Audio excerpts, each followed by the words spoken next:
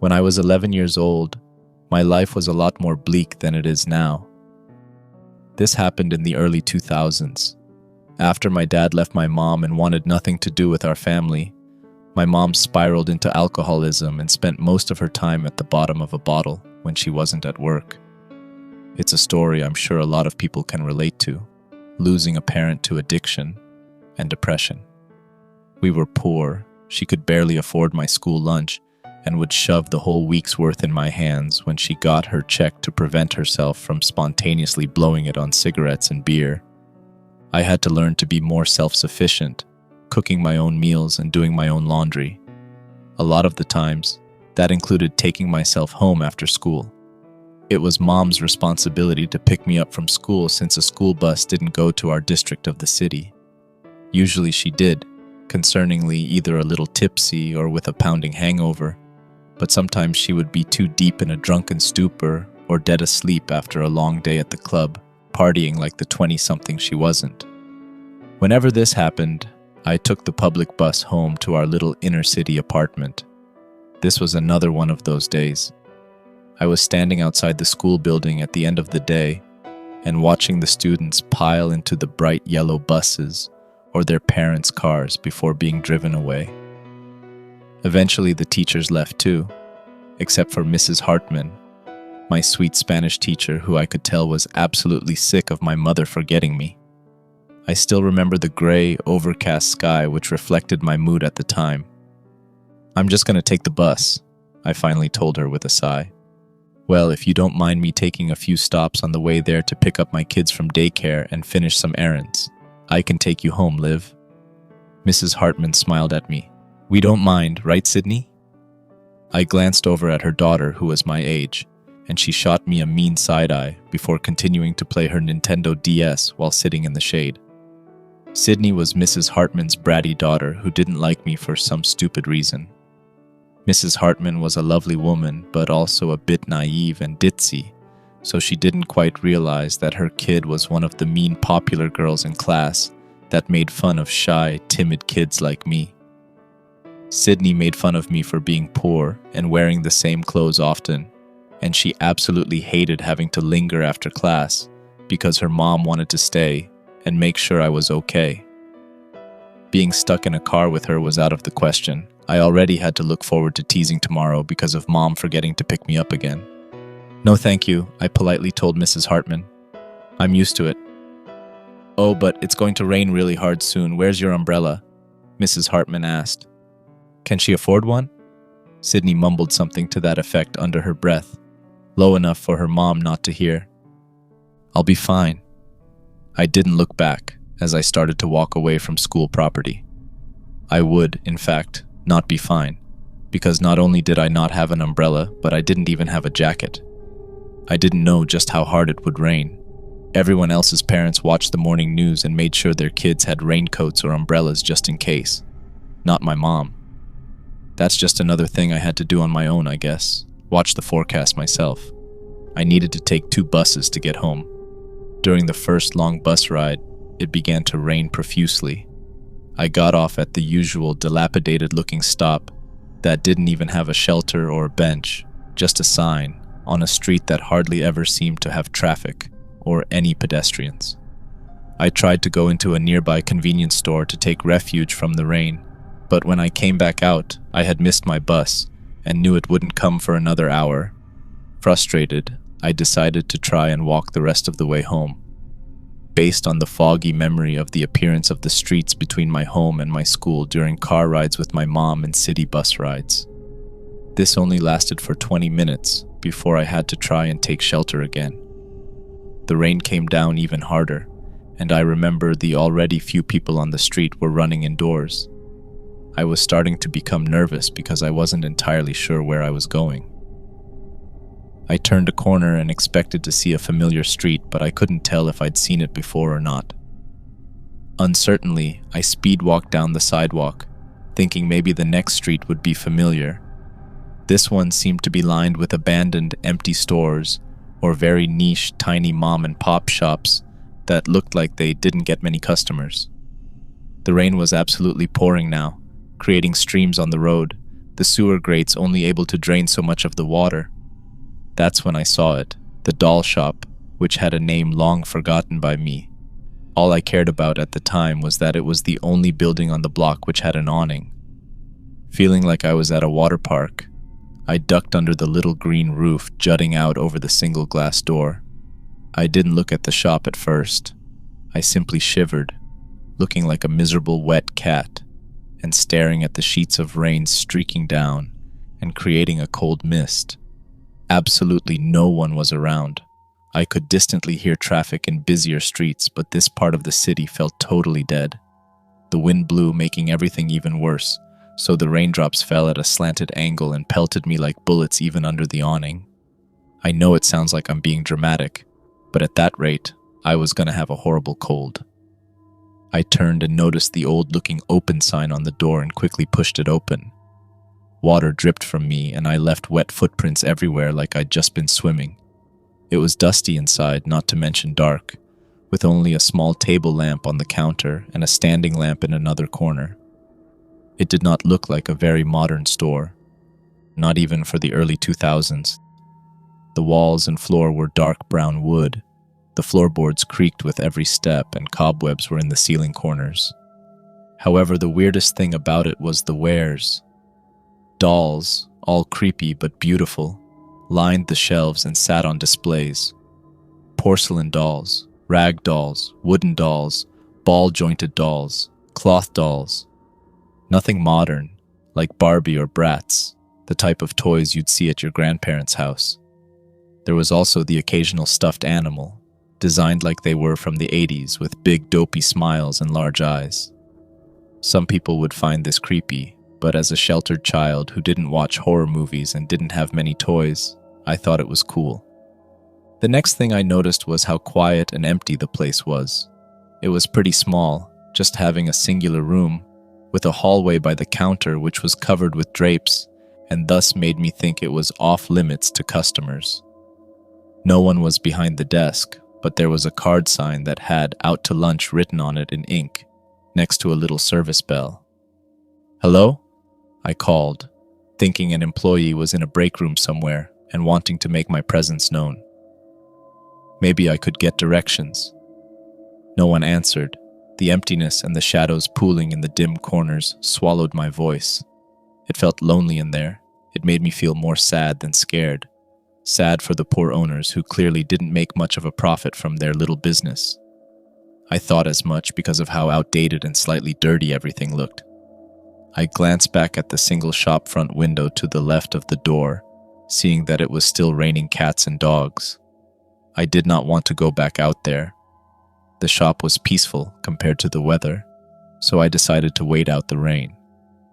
In the meantime, I browsed their selection of toys. The dolls, with their glass eyes and pretty painted faces, stared out into space. Some of them had pretty Victorian-era dresses, but I remember my favorite one was the clown doll. I know you might think that sounds crazy, but at the time it wasn't scary.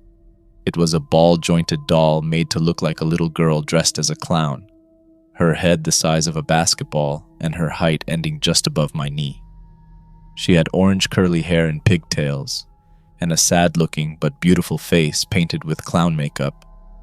She wore a onesie with 3 buttons, the top one in the shape of a star, the middle in the shape of a heart, and the last in a normal circular shape. Her outfit was yellow with thin red stripes, and the buttons were blue. She had big, wet-looking glass eyes, and a small pink mouth made to look like a sad pout. I thought she looked cute, and wished I had the money to buy her. Time ticked away, and I felt more uncomfortable with being there, since the clerk hadn't returned from lunch yet, making me wonder if the sign was actually meant to say "open" at all. But if it was closed, it would surely be locked, right? I desperately wanted to sit down. I was soaking wet and tired, so I went over to a display in the corner by the entrance where a doll that looked like a medieval queen wearing a long dress was sitting. I removed the doll gently and set her against the wall, under the window, and sat in the rocking chair she had been perched in. I was kind of afraid I'd get in trouble if the clerk returned, so I made up a lie in my head that I found it this way in case they did come back. A clerk never showed up and I was getting antsy. Was my mom looking for me? How long was it going to rain like this? Would I be able to find my way home if Mom wasn't looking for me? Would I get into deep trouble for choosing to walk the rest of the way instead of simply waiting an hour for my bus? Maybe I should go back and wait for the next one. After all, it wasn't too late to fix my mistake.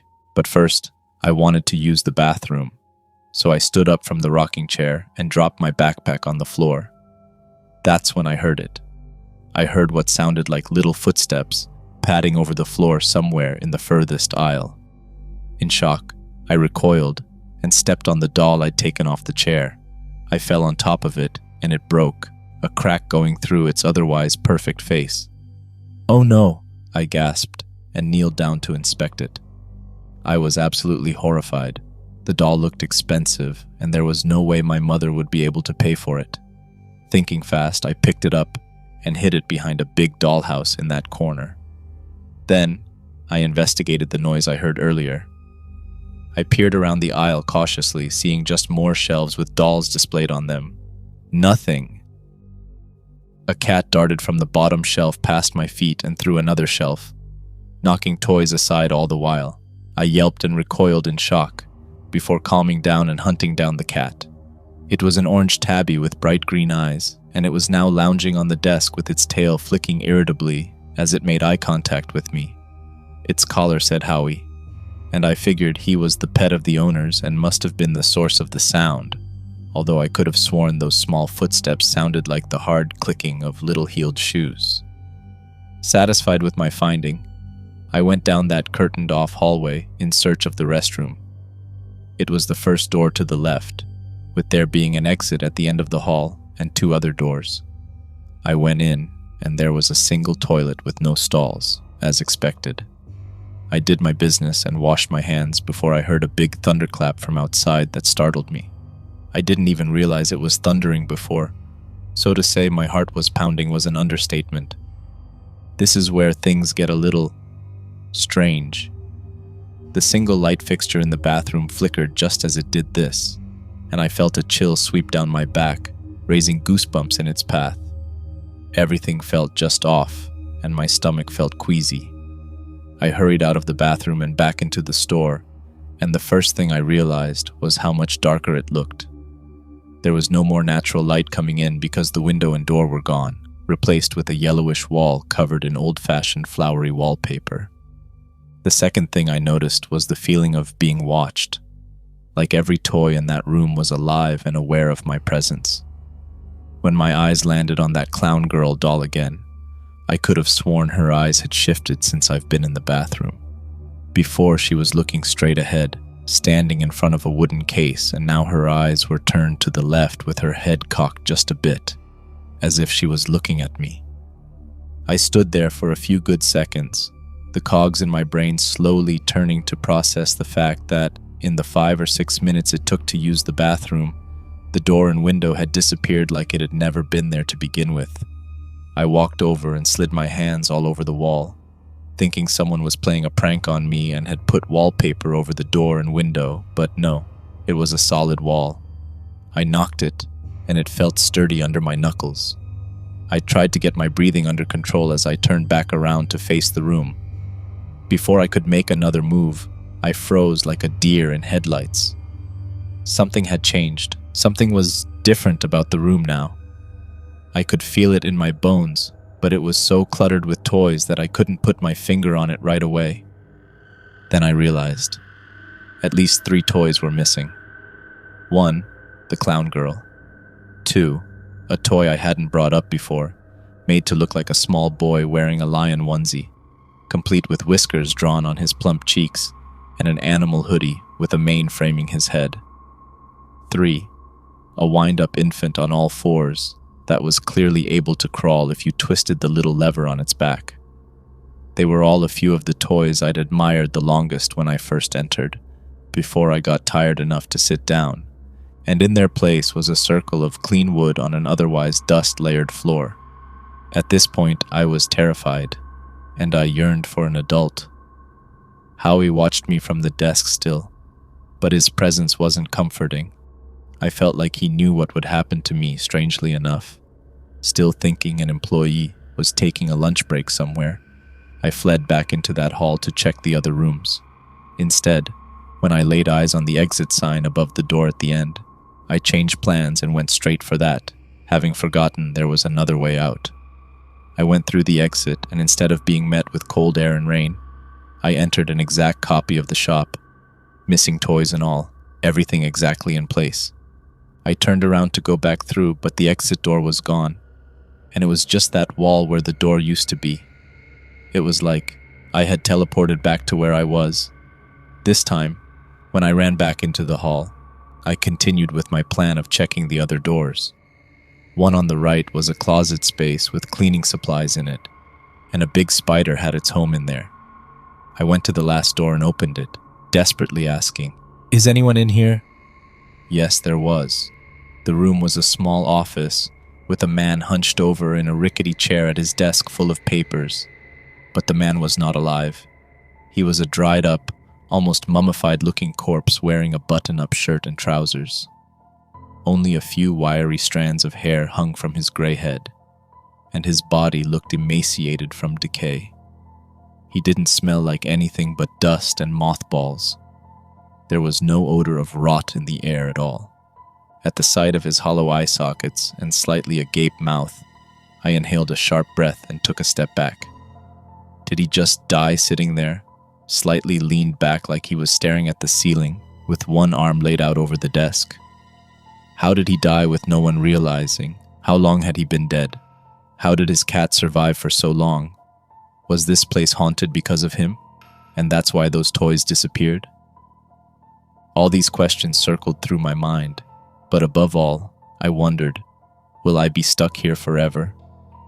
A giggle sliced through the silence, and I looked down the hall to see all the dolls that had disappeared peeking their small, pale faces around the corner at me from the storeroom. Their big, realistic eyes stared at me unblinkingly, and I felt sheer horror course through my veins. I screamed and ran for the exit again, and the same thing as before happened. But instead of it being an exact copy of the room, there were some changes. Sure, it was the same shop room, but now the dolls looked decades older than they already did, covered in webs, dust, dirt, and riddled with cracks and holes like they'd been through the ringer. Instead of standing or sitting in the poses they'd been positioned in, they were lying on their sides and scattered about like someone had knocked them down and pushed them over. Not only that, but some of them were hanging from the ceiling by nooses, or had knives stuck in their empty sockets. I breathed heavily as I looked around in total fear, wondering what forces were at play here. The cat, Howie, was now sitting patiently on the desk, still staring at me and utterly unconcerned with the madness happening around us. On the other side of the drapes hanging in front of the hall's entryway, I could see 2 red clown shoes sticking out from under the fabric. The clown doll was standing there. I mustered enough courage to run past there anyways, hoping I'd knock her over, but it turned out to be a trick. The doll had removed its shoes and planted them there to fool me, and just after I tripped over them, I heard another mischievous giggle and looked up to see the doll peeking around the open doorway of the office. Crying now, I bolted through the exit door, praying it would actually lead me outside this time, but no such luck. This time, the shelves were all knocked over and things were in a bigger state of disarray than before, like a tornado had gone through there. The most frightening thing of all, however, was that the toddler dressed as the lion doll, the clown doll, and the baby doll were positioned in a row in the center of the floor, staring at me. In front of them was the broken doll of the medieval queen with her poofy dress and crown, her face cracked and her piercing brown eyes glaring at me. "I'm sorry," I begged. "I didn't mean to break her." Howie the cat hissed, and the sound startled me so terribly that I broke into a run, skirting around the dolls and going into the hall. I cast a glance over my shoulder and saw that their heads had spun 180 degrees to watch me flee. When I turned my head forward, I screamed bloody murder, as the corpse of what I had assumed was the owner or manager was now in the center of the hallway, still leaned back in his chair with his arm dangling stiffly. More high-pitched, childish laughter behind me. I looked, and the dolls froze as soon as my eyes landed on them, in the middle of crawling under the curtain after me. The baby, eyes missing, paused mid-crawl. The lion paused one step in the air, and the clown doll paused while skittering across the right wall like a spider. I turned back towards the corpse of the man when I heard the scrape of a chair leg against the hard floor.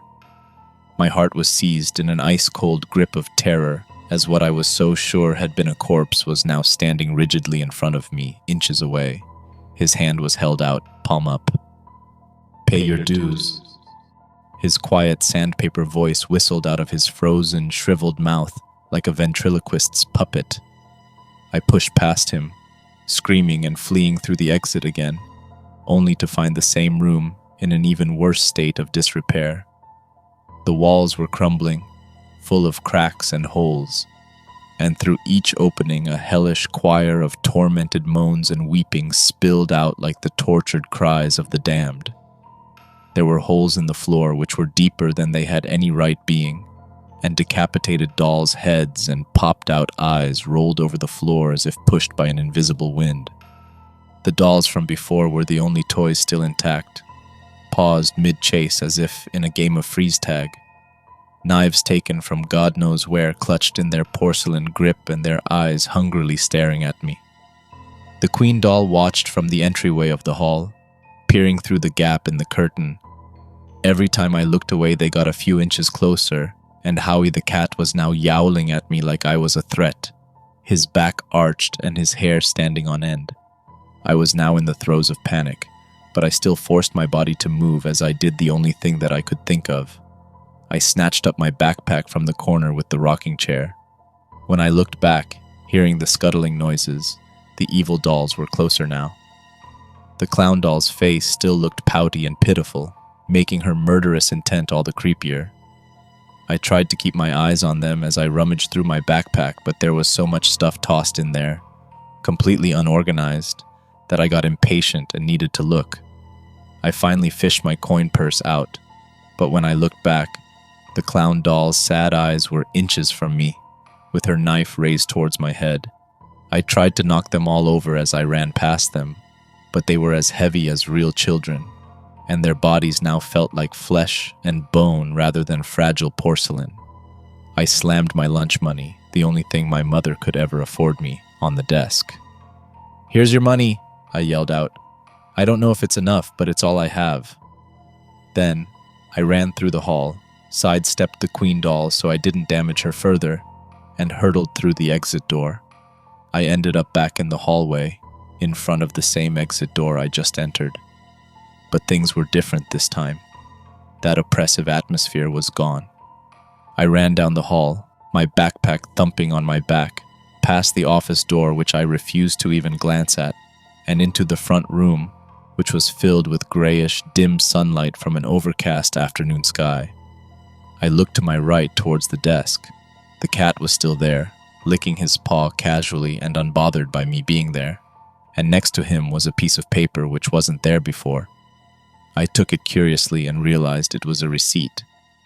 The doll I broke had actually been cheaper than I initially thought and cost a week's worth of lunch money. I took the receipt with me and went out the front door into the pouring rain, using my backpack, still heavy with my stuff, as a shield to protect my head from the downpour. I looked back only once as I walked down the street, catching a glimpse of the clown doll looking at me with her hands and nose pressed against the window. I returned to the bus stop and waited. When I got on the bus, I removed my backpack from above my head and finally realized it seemed a lot heavier than usual. I sat down in the back of the bus and zipped it open, coming face to face with the cracked medieval queen doll which had been stuffed in there. She appeared lifeless, but regardless, I left her in the seat before exiting the bus at the street my apartment was on. The nightmare was over, and thankfully the doll didn't follow me around like in the movies. And no, Mom did not realize I was gone for that long. She was still knocked out on the couch, surrounded by beer bottles and cigarettes when I'd used the key inside the flower pot to let myself in. I never told anyone what happened until now. They'd just call me a liar and I didn't want to get in trouble. I don't know who that corpse was or why all that happened, but when Mom was taking me with her on errands one day, we drove through that street where the doll shop was located. I would recognize that rundown street anywhere now, so I watched out the window, wanting to see if I could spot any sign of activity in it. The doll shop simply wasn't there. In its place was a big, dark, empty alleyway between the two buildings it had been standing next to. My mom could never afford them anyway, but I didn't like dolls much after that.